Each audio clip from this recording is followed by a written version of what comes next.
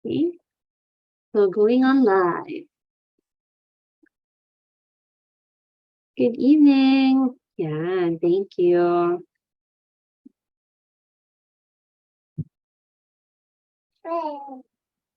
All right, so good evening, everyone. My name is Dr. Deline Pyongsan, and I will be the host of today's Quizmaster session. All right, so it's already 7 p.m., so can start. All right. So today we have Gyne Quizmaster session 2. It's February 5, 7 p.m. on a Sunday night. So I hope your weekend was fun and enjoyable. Tapos naka-recharge kayo. Kasi kailangan nyo talaga yan eh. I know most of you by this time medyo burnout na kayo. So always go back to the basics. Why are you doing this? Okay, family, if you know your support nila, if you have kids, yung love nila, ganyan, or I don't know, your partner, ganyan. So go back to the basics, your patients, bakit nyo siya ginagawaan? You know, if you have a picture of them, put them on your desk as a reminder. Ngayon kung nagdi-distract kayo sa picture nila, abay huwag niyo ilagay sa desk ninyo. Okay? So, iyan ang aking paalala sa inyo, lalo na ngayon. Kasi most students by this time, medyo, alam mo yun, very stressed na. Yung iba, like, for example, if you have asthma, nag-exacerbate yung asthma nyo. Or if you have, let's say, sore, ganyan, nag-start na naman kayo mag-plague or you know, so take care of your health, eat healthy, okay? Try to maintain a regular sleeping pattern, okay? So before we start our session, let us put ourselves in the presence of the Lord and join me for a short prayer. Lord, true source of light and wisdom, lofty origin of all being, graciously let a ray of your brilliance penetrate into the darkness of my understanding, and take from me the double darkness in which I have been born, and obscurity of both sin and ignorance. Give me a sharp sense of understanding, a retentive memory, and the ability to grasp things correctly and fundamentally. Grant me the talent of being exact in my explanations and the ability to express myself with thoroughness and charm. Point out the beginning, direct its progress, and help in its completion. All this we ask in Jesus' name, amen. Okay, so a few rules. I will be the host of this teleconference, so please have your audio on mute. Okay, you can unmute to answer questions and give feedback. And of course, any video recording, screen recording, or screen shooting of our program is strictly prohibited. So if meron kayong mga alam na nagbenta ng mga handouts, ganyan, or video, you can message your mother goose. And thank you dun sa mga nagsasabi. Always protect your top-notch advantage. So please observe proper decorum. Alam na naman natin yan. If you have a concern, message me through Viber or your mother booth. If it's urgent, you can call us. Okay. If you want to share suggestions, recommendations, you can message us through Viber. And of course, for your academic related concerns, please feel free to message Big Daddy Doc Rolly in his official Facebook account. And of course, always wear that smile and be happy. So, yan, ang ating lecturer for today. Ang gwapo-gwapo, si Dr. Manuel Bakit Vidal. yun naman yung mukha ko? Grabe, nakakapagi. Ay, okay. Hi, Doc. Good evening. Hi, good evening. Bakit ganyan yung mukha ko? Natatawa ako sa itsura ko. Mukhang mukha yan. Ganon. So, Alright. may ano ako, may timer kasi ako. Naririnig ba to? Wait. Naririnig ba siya? Mahina, Doc. Hindi siya nakashare. Okay. Just para lang may sense sila na. Yan. Rinig, pero mahina nga. Sige, okay lang. Para lang hindi Okay lang, pero narinig naman. Okay, sige. Sige.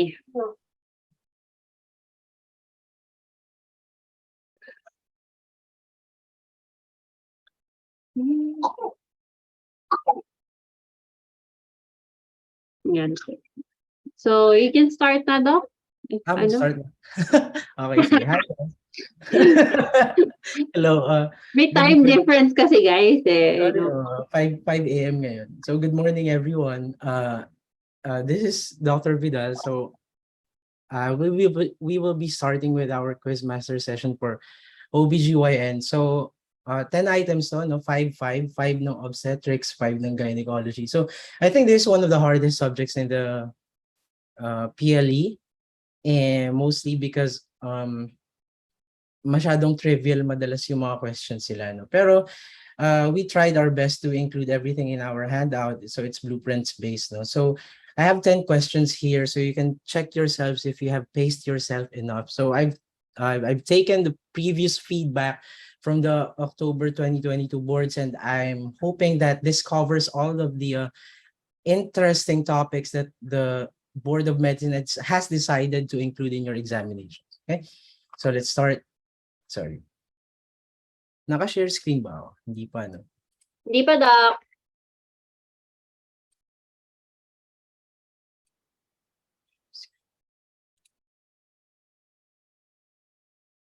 Okay.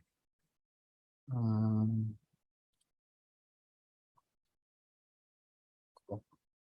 can everyone see my screen? Yes, Doc. Okay, sige. Okay, we'll start. So, question number 1. Okay, so in order to increase the detection rate for Down syndrome in the first trimester, you may also offer a patient which of the following tests in addition to the nuchal translucency measurement. Okay, so for number 1, so this is your first question. So we can start the timer na po, Doc. Ay, Doc. Ilang seconds? 30 seconds now. Copy.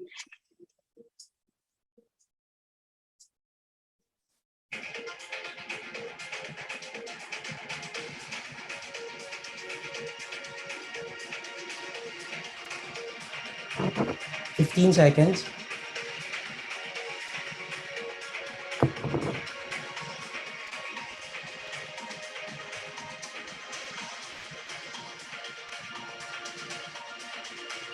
Two, one. Okay. So here, most of you answered letter A, which is the incorrect answer, no? So actually, the answer for this question is letter B. Yung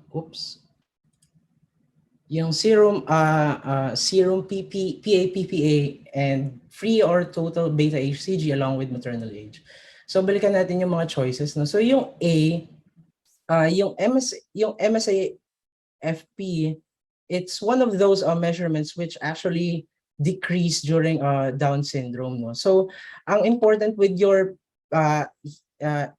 AFP, it's not ordered during the first trimester. So it's usually ordered within the second trimester, no? So yung question natin is first trimester. So hindi yun yung answer. Letter C, amniocentesis. Your amniocentesis can detect can detect any genetic abnormality. However, it's also ordered in your second trimester. Your inhibin, it's part of your quadruple screen, di ba? It's also ordered in the second trimester. And your fetal echo, it would not show any confirmatory test with you for your Down syndrome, but it will show you what cardiac defects are associated with your Down syndrome. So what is the most common cardiovascular defect for Down syndrome patients? It is an endocardial cushion defect, no? So ECD. So the correct answer for this item is letter B. So remember, meron tayong dalawang types of screening, no, for your aneuploidy. So it's your first trimester screen and your second trimester screening. So yung first trimester screening ninyo, it's composed of your PAPPA, beta HCG, and maternal age, and nuchal translucency. Yung second trimester screening ninyo, it's composed of your triple screen and your quadruple screen, di ba? Yung triple screen ninyo would be beta HCG plus AFP plus estriol. Okay? May tinatawag tayong quadruple screening, no? So essentially, it's just your triple screen but with an addition of inhibin A. So inad lang si inhibin. Kaya siya naging quadruple screen. Okay, so just to recap these are your diagnostics in pregnancy, no, for your first trimester. So most of your diagnostic tests in your licensure examination, they will usually ask yung aneuploidies, and also most of them coming from the first trimester diagnostics. No? So please familiarize yourself with those two components.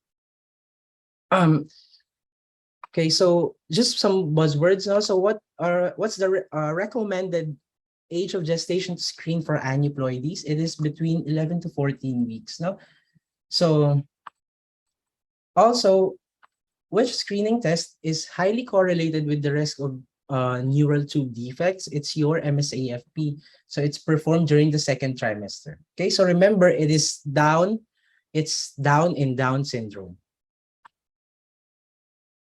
A disorder with ultrasound findings of a lemon sign and a banana sign would be your spina bifida. No? So what is lemon sign again? It is your concave na frontal bones, and your banana sign would be a cerebellum that is caudally pulled caudally and flattened. No? Kaya siya mukhang saging. And which diagnostic test is recommended for your fetal survey?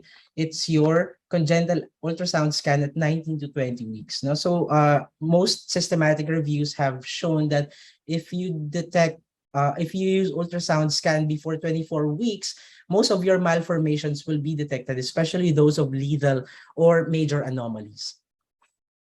Okay, so next question. So a 30-year-old G1 at 28 weeks of gestation is admitted to the hospital for preterm labor with painful contractions every 2 minutes. 3 centimeters dilated daw siya. Meron siyang small amount of blood. A bloody show. So her pregnancy has been complicated by chronic hypertension, controlled on oral antihypertensive therapy. No? Tapos meron kang cephalic fetus with appropriate growth for gestational age and oligohydramnios. So which of the following statements best describes the potential benefits of tocolysis? Okay, so you can start the timer.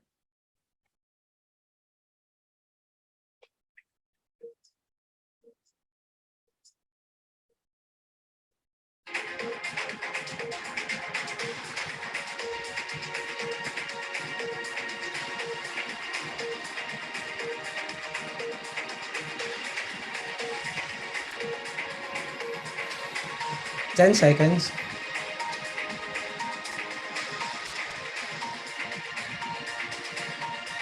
2, 1. All right, time's up. So very good. Most of you answered letter D, which is the correct answer. No, so remember that tocolysis does not provide fetal neuroprotection. Okay, pero yung administration ninyo of Magsul, it will reduce the incidence of your cerebral palsy when given with neuroprotective intent. Okay, tapos letter B and letter C, it doesn't tocolysis does not really allow the pregnancy to progress at term, and it doesn't really actually benefit working for more than 48 hours. So that's why you give your betamethasone or your dexamethasone only at a maximum of 2 days, di ba? Kasi beyond that, wala nang increased benefit of giving tocolysis, no? So the only benefit with using tocolysis is that it can provide short-term prolongation, no? Para makapagbigay kayo ng steroids if it is less than 34 weeks, and pwede kayong mag-transfer to a tertiary care center immediately, no? Okay, so for the last boards, one of your most asked topics would be your preterm labor, no? So remember lang yung nomenclature natin for preterm labor, for PROM, for PPROM. And lumabas into dati, no, approximately 50% of your patients who have rupture of membranes will go into labor for within 24 hours, and up to 75% will do so in 48 hours. Okay, so also remember your tests for your rupture of membranes, no? So pag meron kang leaking vaginal fluid, pwede siyang rupture of membranes, no? Pero we need more sensitive tests. So pooling on speculum exam, kapag nag-speculum kayo, saang area ng vagina usually nagpo-pool yung amniotic fluid? Sa posterior fornix, okay? So for the nitrazine test naman, it's one way of measuring your cervicovaginal secretions, no? Because your pH for your vaginal secretions will usually be acidic, and your amniotic fluid will usually be slightly alkaline. So magkakaroon ka ng change in your color, no? Ferning naman would be an effect of your estrogen, which would be present in your amniotic fluid. So ferning is an estrogen effect. Tapos beading naman, your beading, no, it's a progesterone effect. Okay, and amnisure test, it's one of those more recent tests that use placental alpha microglobulin 1. Remember, it's microglobulin 1. Okay, so tampon test naman, it's when you inject indigo carmine dye using amniocentesis, and then meron kang tampon doon sa may vagina, no? So para mag-expect ka na yung dye na yun, kung meron kang rupture of membranes, pag pinasok mo siya sa taas, doon sa amniotic sac, tatagos yun papunta doon sa tampon or doon sa dye, ay doon sa tampon ninyo. Okay? So magda-dye siya. Okay, so also remember some of your mechanisms of your tocolytics. So your calcium channel blockers, this is one of the most commonly used. Now it decreases your calcium influx, which leads to diminished uterine contraction. So what are the most common side effects of your nifedipine? It would be usually related to its calcium channel blocking effect, though, which includes your headaches, flushing, pwede with dizziness. So usually in patients that have cardiac problems, we usually avoid your calcium channel blockers.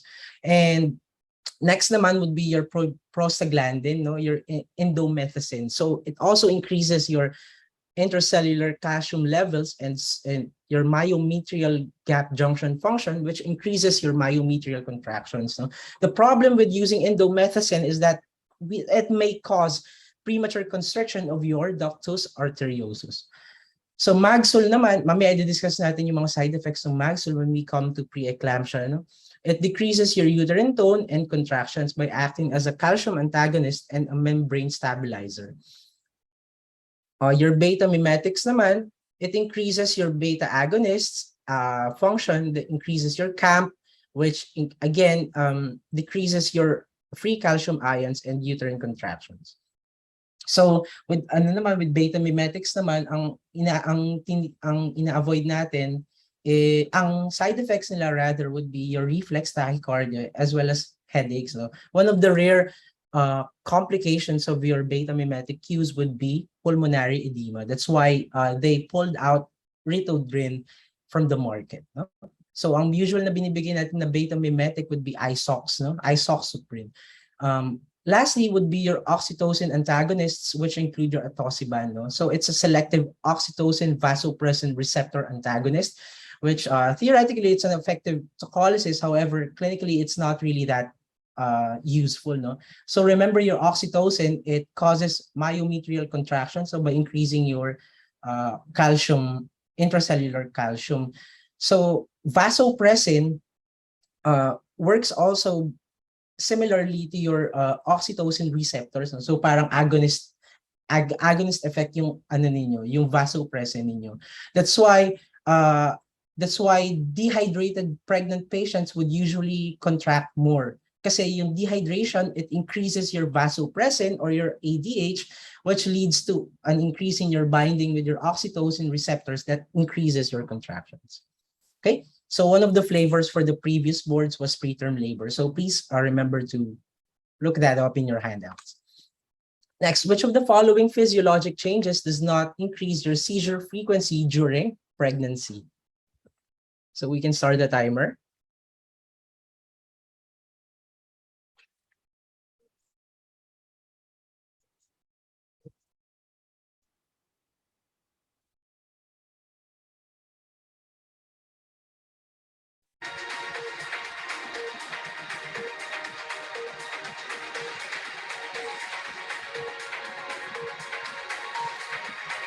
Ten seconds.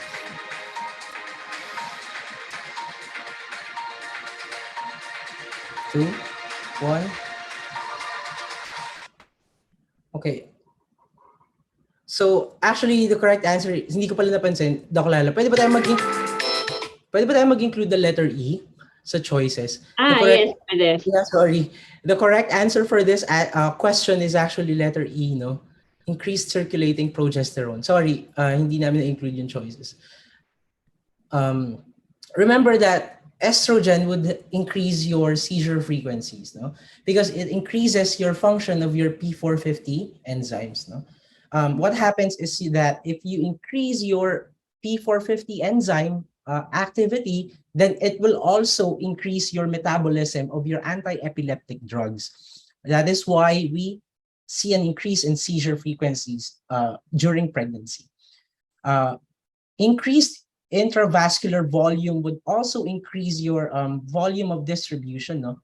Again, leading to an increase in your hepatic metabolism. Oh, sorry, creatine clearance. No? That would also, again, increase your metabolism of your anti-epileptic drugs. Of course, stress and decreased sleep would increase your seizure frequencies, and a decreased compliance to AEDs would also increase your seizure frequencies. Okay, so this is I think that letter D, which the decreased compliance with your AEDs would be the most important contributor, because mothers would usually be wary, no, of your fetal effects, no? Parang natatakot kasi sila na baka magkaroon ng problems yung baby kapag nagkakaroon sila ng pag gumagamit sila ng AEDs. That's why it's one of the most important contributors. But physiologically, it's because of your increased estrogen. Okay, so time and time again, seizures in pregnancy would be one of the most asked questions in your boards. So remember that the best predictor of your seizure frequency would be the amount of seizures in the year prior to your pregnancy. And congenital malformations would include a fourfold increase in your cleft lip and palate, and a threefold increase in your cardiac anomalies. So pag tinanong sa inyo, which is the most common congenital malformations with seizures during pregnancy, that will be your cleft lip and palate. No, your valproic acid would have an increased tendency for neural tube defects, and the anti-epileptic drug that would have the lowest risk of your neurodevelopmental events would be your lamotrigine. So weirdly, nagtanong din sila previously ng some of the management in your seizures in of patients who have seizures in pregnancy. No? So remember that with your AED use, you try to taper it to the lowest dose, and we use single AEDs only. We can give also optional vitamin K, which reduces your risk of spontaneous hemorrhages due to an increase in vitamin K metabolism of your AEDs. No? And also for status epilepticus, so that is any seizure prolonged, no, more than 5 minutes, it's no longer Magsol, no, we give phenytoin instead kapag meron kang status epilepticus. Okay, so which hormone is believed to cause increased frequency of your seizures during pregnancy? That will be your estrogen. Remember, because it increases your P450 activity. Anti-seizure medication of choice for your pregnant patients will be your Magsol. No? Acutely, no, the patient should be managed with resuscitation. Remember lang yung question, which is the best next step kapag may seizures? Always resuscitative efforts. No? Kapag drug of choice naman for anti-seizures, it will be Magsol. Key difference between your seizure and vasovagal events will be a presence of a post-ictal period in your seizures. No, usually kasi yung mga vasovagal events natin, misdiagnose sila as seizures. No, kasi pwede kang magkaroon ng tonic-clonic movements afterwards, pero wala silang ictus after. Next, a 32-year-old G2P1, 28 weeks. Meron daw siyang chief complaint of your vaginal bleeding. So blood pressure is 115/67, pulse rate 87, temperature of 37, RR of 18. So no contractions, baby is moving normally. On ultrasound, the placenta is located on the anterior wall of the uterus, completely covering the internal cervical os. So which of the following would most likely increase her risk for hysterectomy? Okay. Thank you.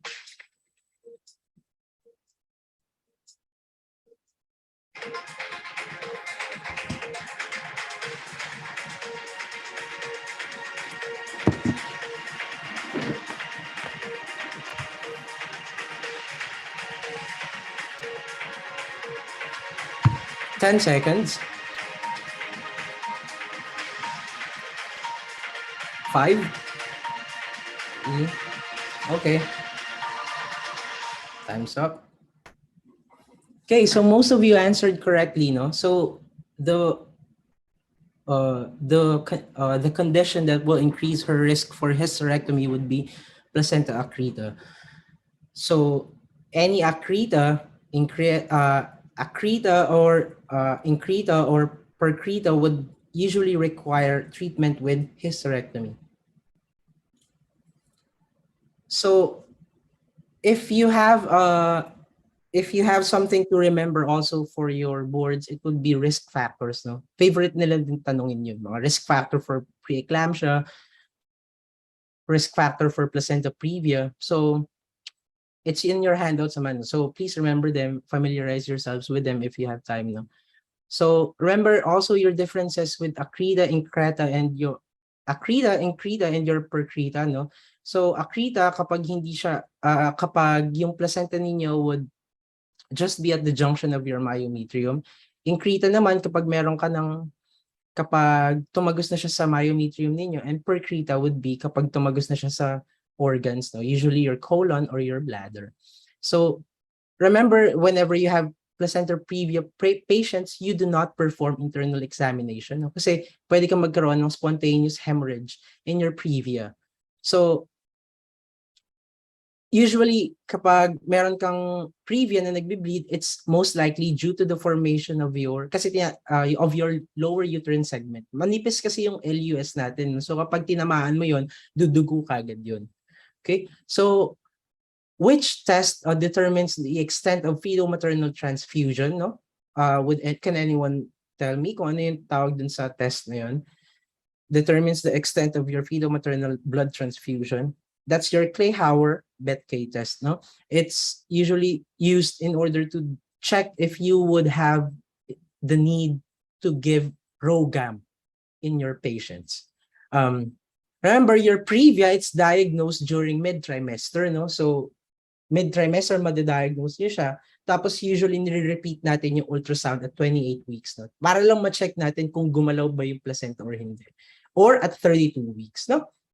Kapag 32 weeks naman, malapit pa rin siya sa internal cervical os, then you repeat the scan again at 36 weeks, no?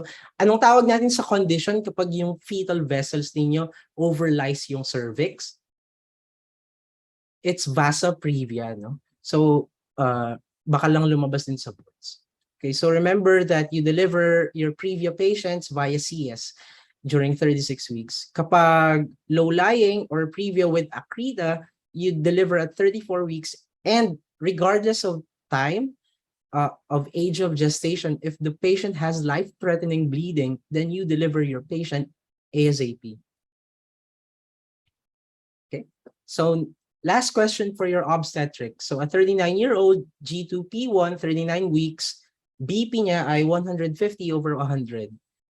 Her baseline is normal. So yung patient cervix ninyo, it's dilated 3 centimeters. Repeat blood pressure is still hypertensive, no?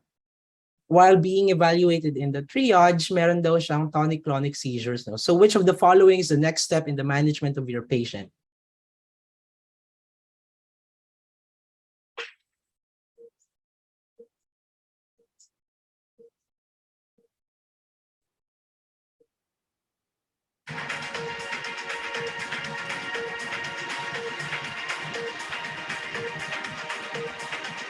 "15 seconds.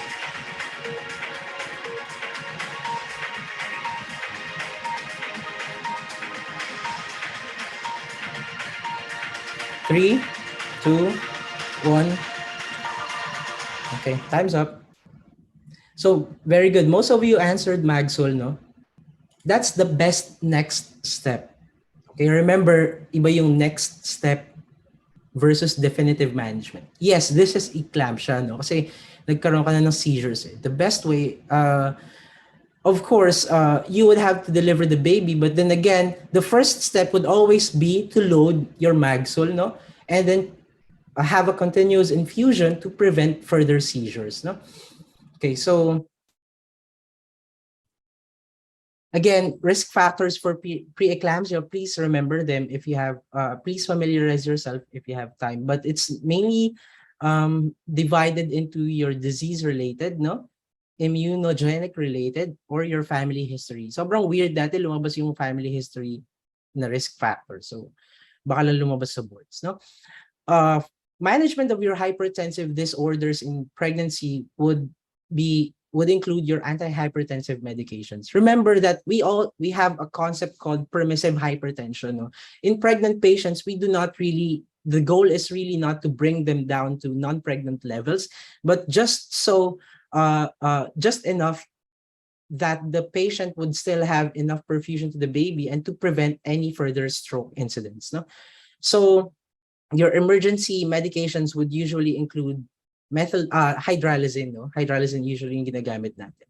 For Magsul, your seizure prophylaxis would include a concentration of 4.8 to 8.4. So madali lang matandaan yung values na kasi baliktad lang naman sila.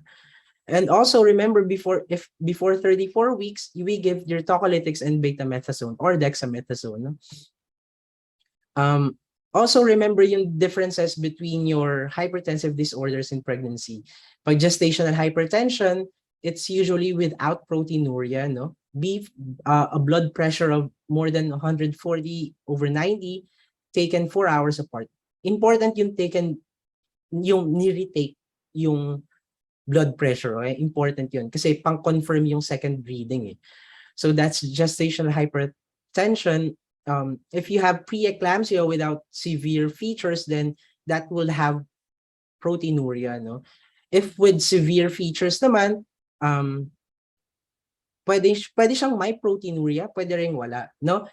Yung without proteinuria ninyo na preeclampsia with severe features, it would include thrombocytopenia, which is less than 100,000 platelets, no? Renal insufficiency in the absence of other organic causes, no? So it's your creatinine that's more than 1.1 milligrams per dil, or doubles, no, in the absence of renal disease.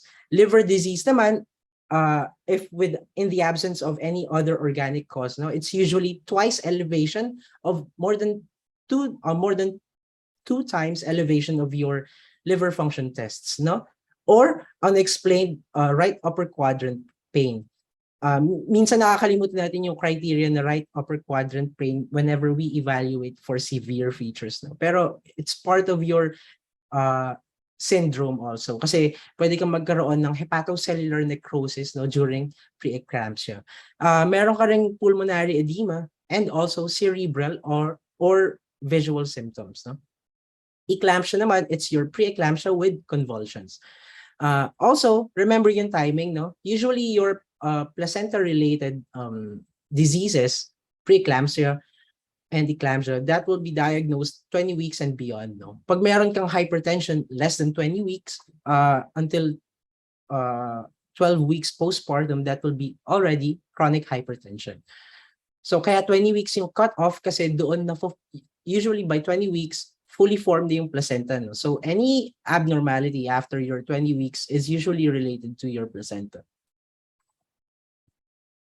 Okay, so buzzwords lang again, a simple laboratory test. A simple laboratory test to help diagnose preeclampsia, it will be your urine protein, no? 24-hour urine collection. Lumabas din to dati, a percentage of your neonatal death that can occur with HELP syndrome, no? It's usually 20 to 25%.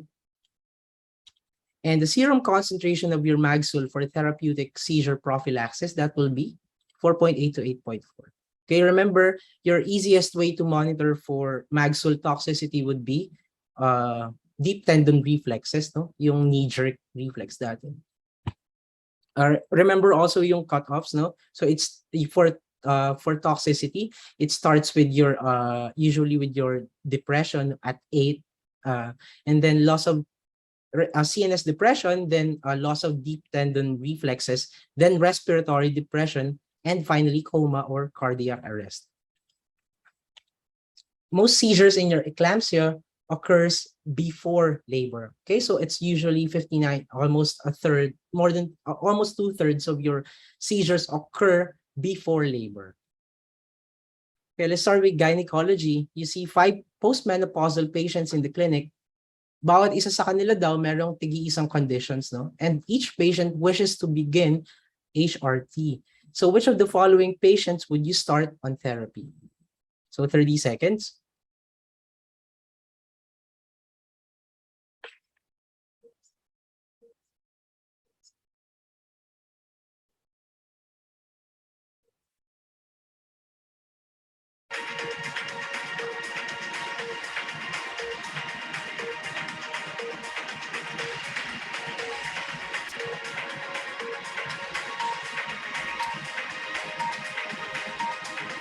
5 seconds.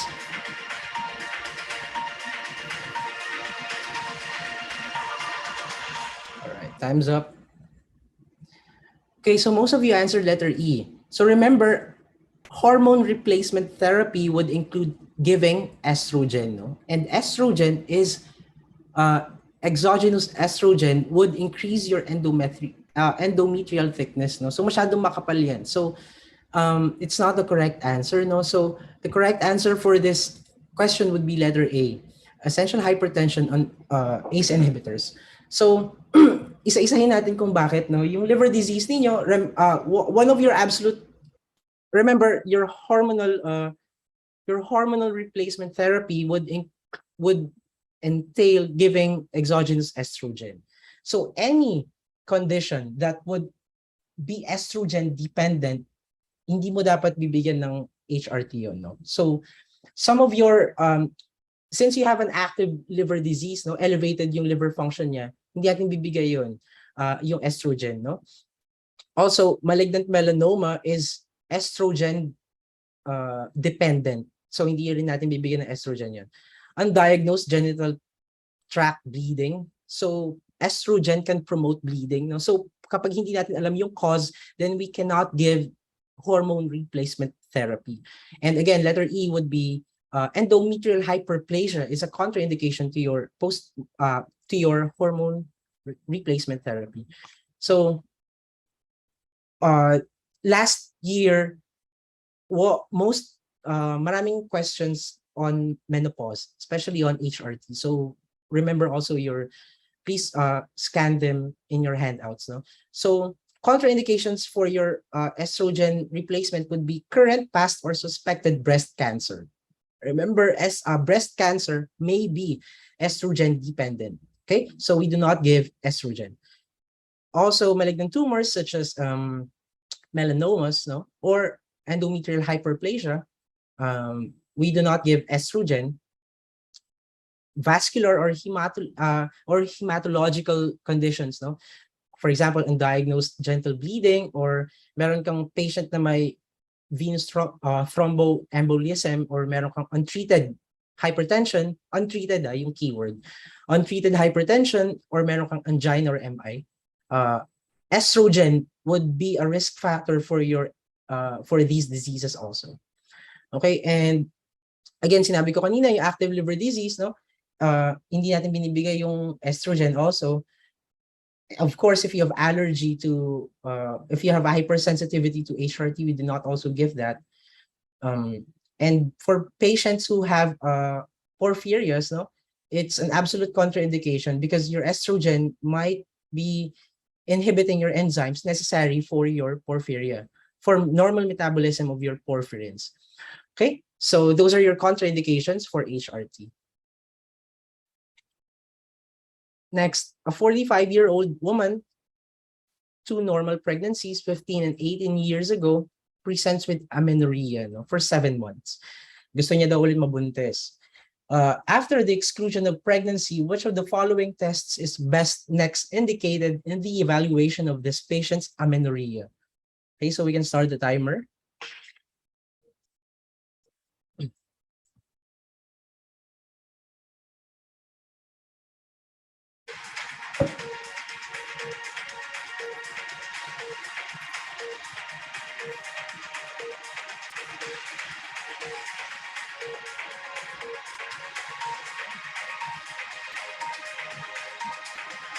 5, 4, 3, 2, 1. Time's up. Okay, so very good. Most of you answered correctly, no? It's FSH. Remember, your patient has been pregnant before. So this is not primary amenorrhea anymore, no? This is secondary amenorrhea. So, ibig sabihin nun, you first exclude pregnancy because pregnancy would be the most common cause of your secondary amenorrhea. Check niyo yung age ng patient. She's already 45 years old. So, most likely, yung patient natin would already be nearing her menopause.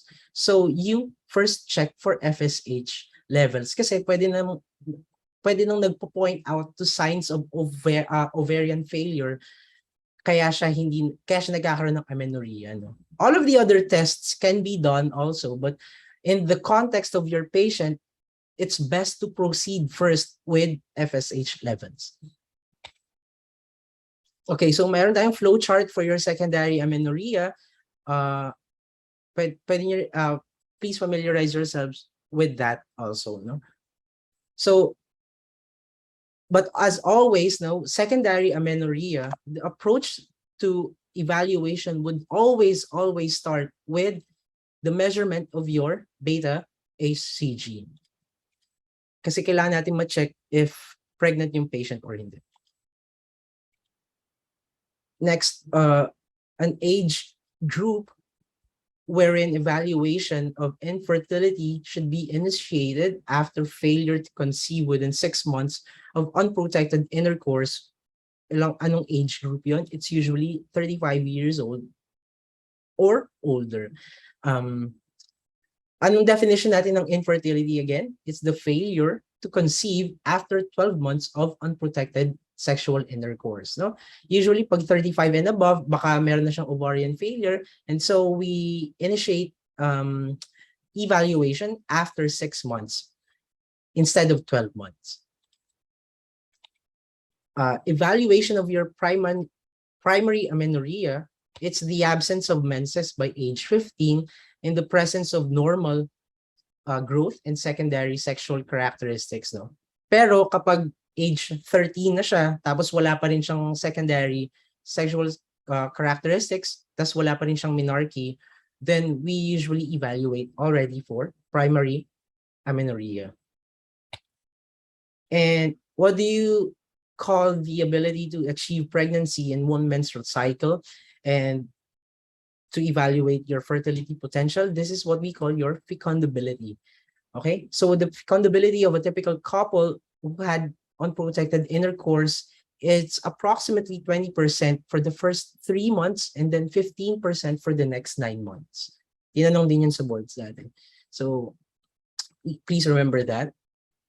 So down to the last 3 questions na tayo. No? So a 29-year-old G0 comes complaining of vaginal discharge, thin in consistency, grayish white, and she also noticed a slight fishy vaginal odor that seems to have started with the appearance of the discharge. Wala dong pruritus, wala dong burning, sexually active daw, pero wala daw siyang intercourse during the past year. No history of STDs, only meds or oral contraceptives.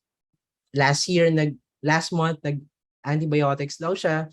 And on P, appears normal yung vulva, pero meron siyang discharge at the introitus, no? Meron siyang thin whitish discharge sa vaginal vault. The pH is acidic, cervix not inflamed, no cervical discharge. Wet smear indicates the presence of clue cells. No? Which of the following is the most likely diagnosis?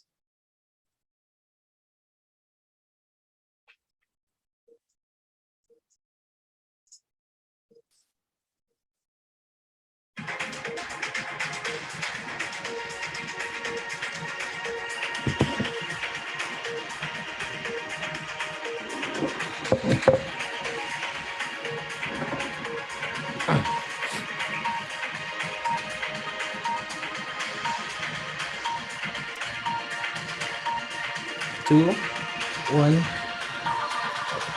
Time's up. Very good. Most of you got it correct. Now, so the correct answer for this item would be letter B. This is a case. This is a very classic case of your bacterial vaginosis. No, it's not a physiological discharge um, because your normal vaginal discharge would usually be white and odorless. No, and it does not adhere to the side walls. So BV is a condition wherein there's an outgrowth of your anaerobic bacteria which displaces your normal lactobacillus, no? And it's usually described as a grayish white discharge with a fishy odor, no? It's pruritus and burning is rarely present.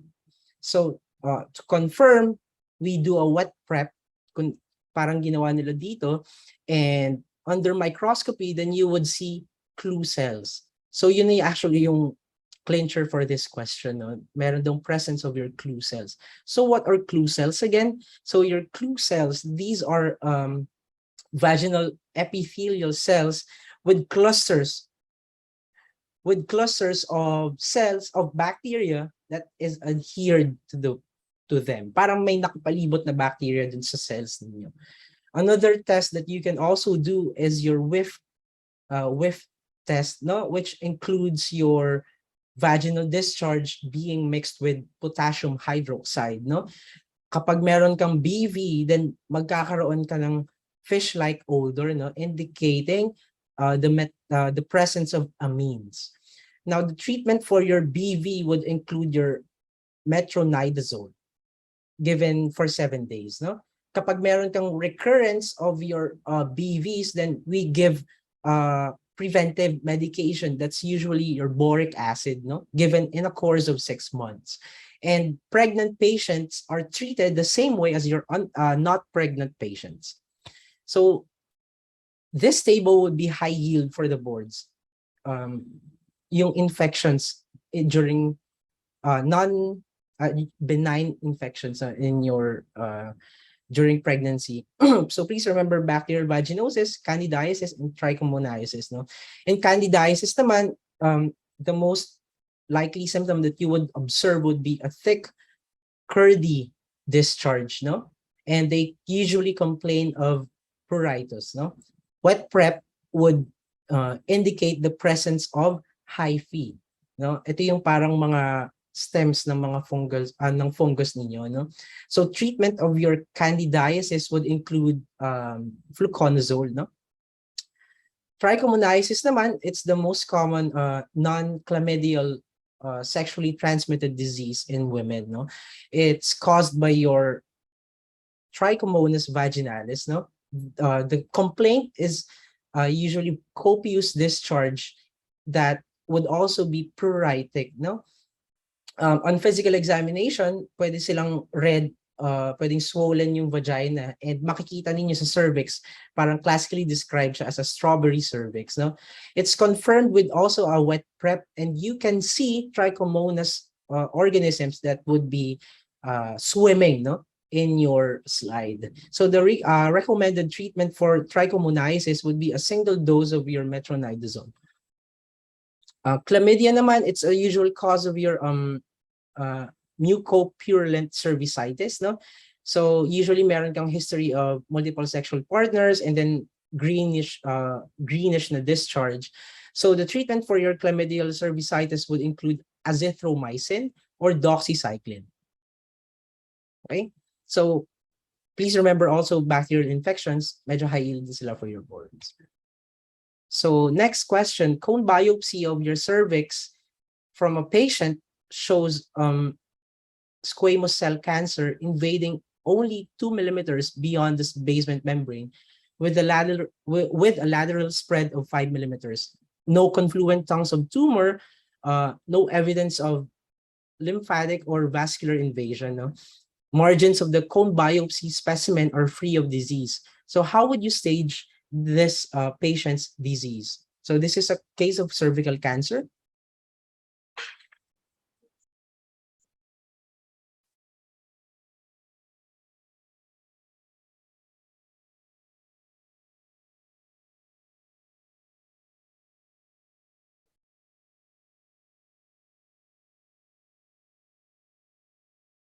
10 seconds.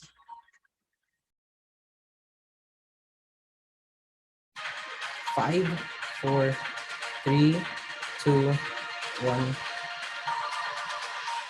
All right. Time's up. So most of you got it correct, no?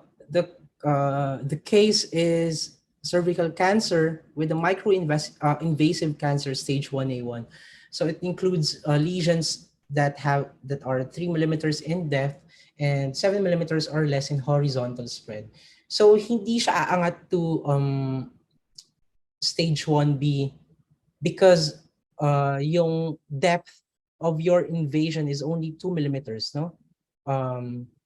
Kailangan more than 5 yung invasion niya, no? Sorry, more than 7 millimeters yung invasion bago mo siya ma-stage as stage 1B. So it's already squamous cell cancer, so it's not anymore carcinoma in situ because meron ka ng invasion beyond your basement membrane, no? So if you would have a staging to remember, it's cervical cancer staging for obstetrics. Like for surgery, it would be breast cancer staging. For obstetrics and gynecology, it's cervical cancer staging. So recap lang tayo ng cervical CA. It's one of those diseases that is caused by your HPV, no? And usually serotypes 16 and 18 would constitute 2/3 of your cervical cancer, no? Most common subtype is SCC. The most common route of spread would be a direct extension. Most common symptom would be post-coital bleeding. So it's the only gynecologic cancer clinically staged due to lack of your diagnostic tools in developing countries. Pero ngayon, meron tayong surgical and radiological evaluation, although the FIGO would always still use clinical staging, no? Lalo na for third world countries.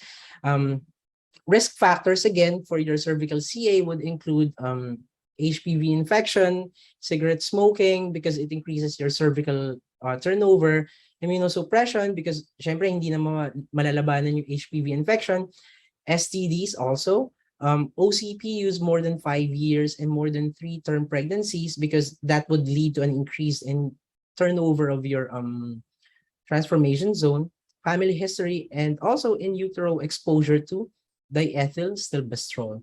So remember also your cervical cancer screening, no? Simple na naman siya kapag less than 25, hindi tayo mag-screen.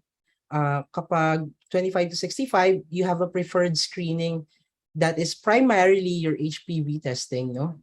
But an acceptable screening would be co-testing every 5 years. So that's HPV test and pap smear. Or you can do pap smear, but at an increased frequency, which is usually every 3 years.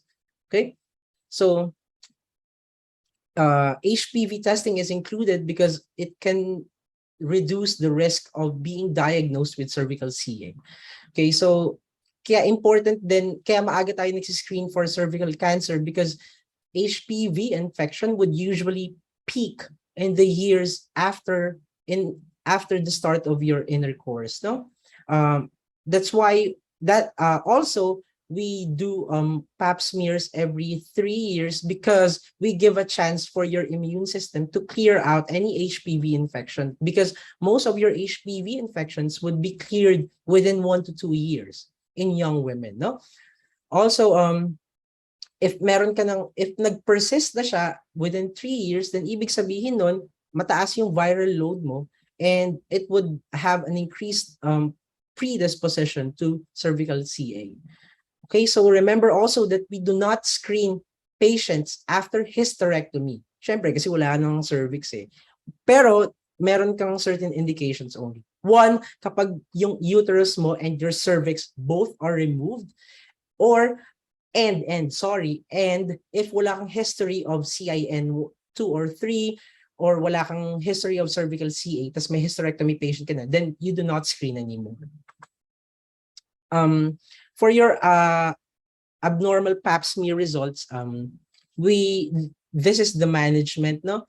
So if meron kang atypical squamous cells, no, it's the next step would be to determine your patient's age. If you have a patient which is 24 years old or less, then you repeat pap smear after 12 months, no?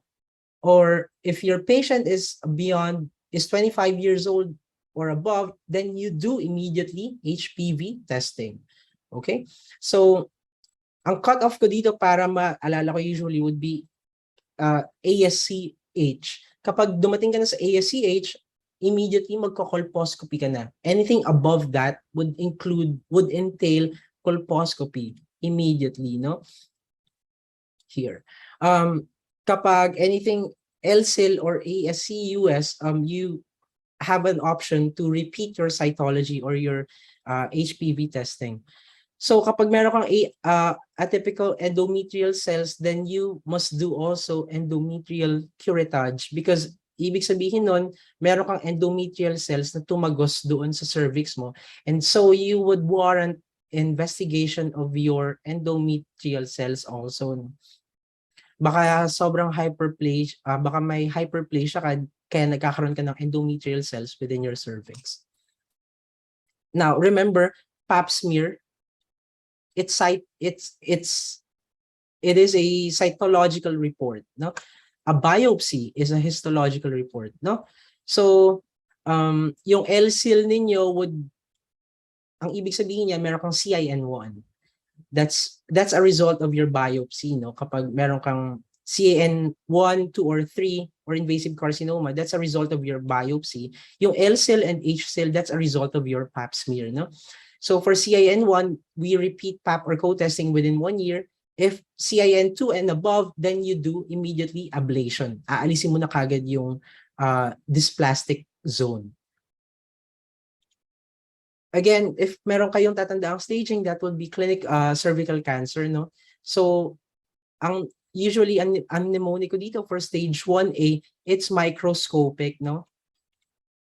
Tingnan niyo yung cutoff, it's always less than 7 millimeters, no? Kapag 1B and above, then that will be visible already. And 4 yung magic number naman. Kapag stage 2, it extends beyond your cervix, but it does not adhere to your pelvic side walls, or it does not involve your lower third of your vagina. And yung mnemonic ko dyan would be parametrial involvement. So, stage 2A would not have any parametrial involvement. For stage 2B, that would have parametrial involvement. Stage 3 naman, meron kang lower third involvement, no? Pero wala kang side wall involvement, pelvic walls. Kapag stage 3B naman, involved in pelvic side walls, or meron kang effect sa inyong kidneys. Kasi ibig sabihin na tinatamaan niya na yung ureters, no? Kaya nagkakaroon ka ng hydronephrosis, no? Or non-functioning kidney. So that is stage 3. If meron ka namang stage 4, then simple lang yun. 4A would be adjacent organs, like bladder, colon. Pag 4B naman, distant organs, so that's your lungs, your brain, your bone. Okay? So, last question for gynecology. Oops, sorry. Remember your cervical cancer management, the mainstay would be chemorad.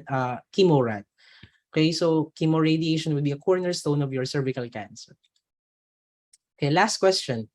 A 30-year-old woman presents your office for her well examination. Meron siyang 2 prior vaginal deliveries. Medical history significant for DVT in her right leg. Family history of coronary artery disease and breast cancer in your mother, no? She opts for a mini pill. So which of the following is true regarding the use of your mini pills?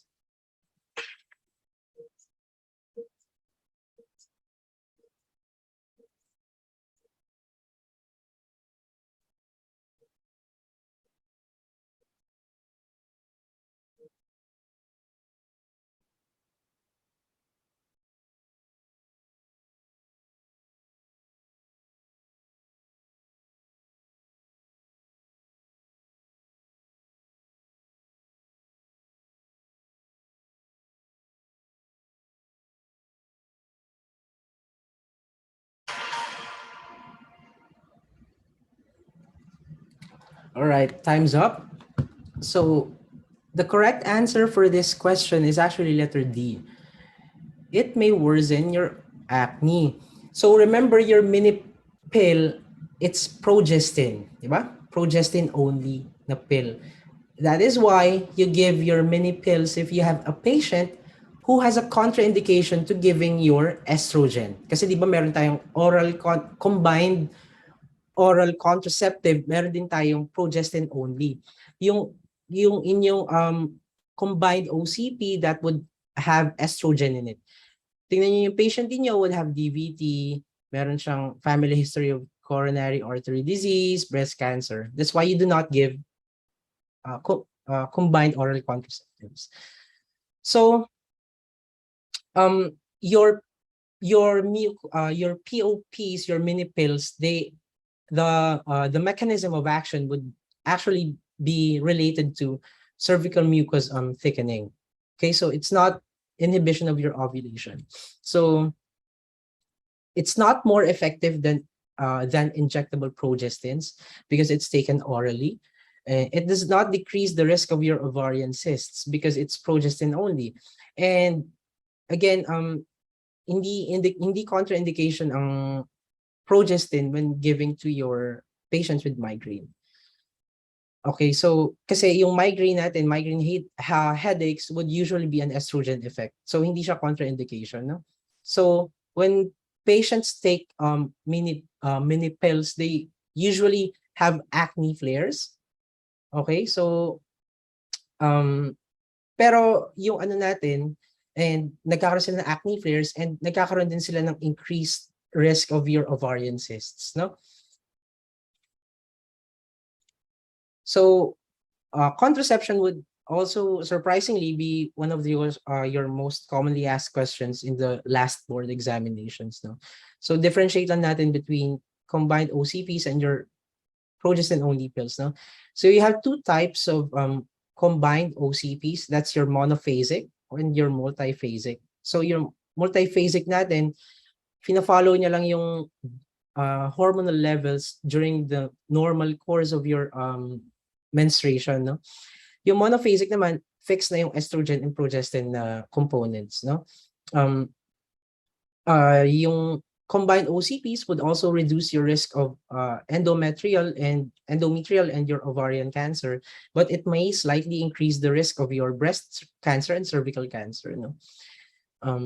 Yung OCPs natin, there is a schedule, no?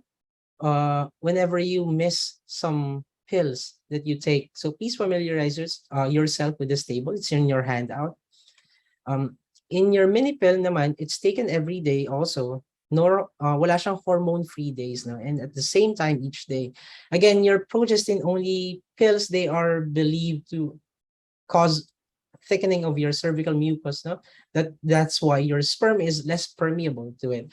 However, the effect would only usually last for like 22 to 21 hours. That is why the mini pill must be taken same time every day. Actually, kapag na-miss mo siya ng 3 hours, 4 hours, that is already considered a missed pill na. Okay, so it's also ideal for breastfeeding mothers because your estrogen passes onto the breast milk and it may reduce the quality of your breast milk. That's why whenever there's a lactating patient, we give mini pills, no? POPs may reduce the risk of your EM and ovarian cancer also, and it can also treat AUD.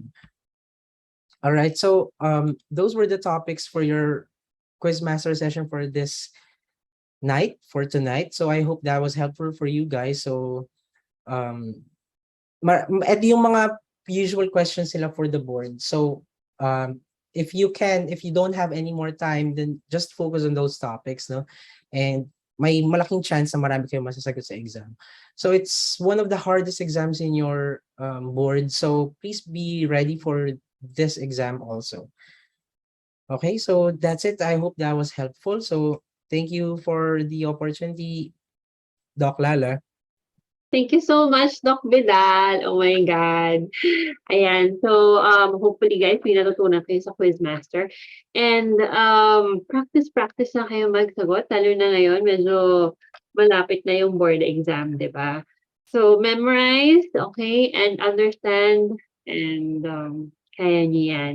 All right. If you ever need any, help, just message your mother boost, and we're always here to help you.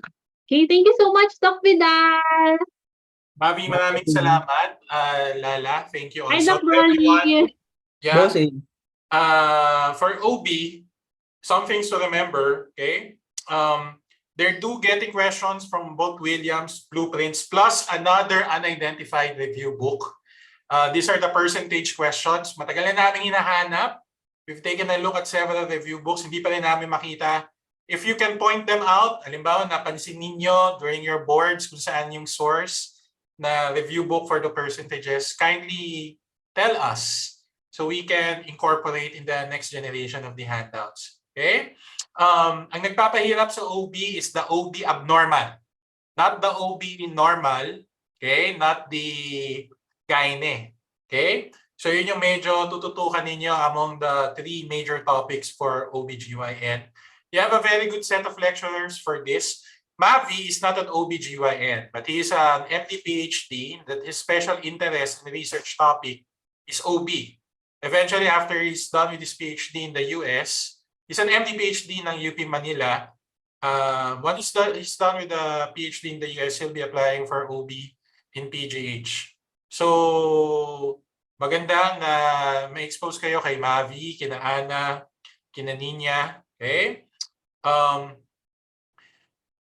Just do your best. It's not going to be the most difficult. It's not going to be the easiest subject, ang OBGYN for the med boards. The three-headed hydra is still patho, anatomy, and prev med currently. Okay? Just do your best for the subject. Do I recommend that you read blueprints cover to cover or significant as a significant replacement for the main handouts? Not anymore. Your main handout is based on Williams and blueprints. Kung magdadagdag kayo, probably outside of those ang kailangan yung idagdag. Pero guys, naghahanap na rin kami kung saan nila kinukuha yung mga percentage questions na yan, kung ano review book. Hindi pa rin namin talaga makita up to now. Okay? So, thank you so much. Kindly attend the next Quizmaster sessions. Attend the special session that we're going to have with Carl Avilio and Jonathan Chan on how to maintain your motivation for the next 25 days before your med boards. Kaya yan! Anak na. Tapusin na natin ngayong March yan para makapagtrabaho na kayo ngayong April para masaya ang pamilya ninyo ngayong April, May. Makapagbakasyon kayo ng sobrang engrande ngayong magsa-summer vacation. Okay? So thank you once again, Doc Mavi. Thank you so much, Doc Lala. Guys, pigain ninyo ang MG ninyo, pigain ninyo ang mga mentors ninyo. Sulitin nyo, binayad ng mga magulang ninyo, kulitin nyo sila palagi. Okay? Kung pwedeng araw-araw, dapat ang social support ninyo, okay, aside from your friends and classmates, will include the mentors and MGs. They are there for you. They really desire that you pass the med boards. Utilize them. Thank you. Agree. Mag-message na kayo lagi sa mga mentors and mother boost ninyo. Hindi na ako nagpakita ng video, guys, ha? Gagat ko lang sa bike. Hindi pa ako decent. Okay. Thank you so much, everybody. Thank you po. Happy aral. Bye-bye. Bye. Good luck, everyone. Good luck.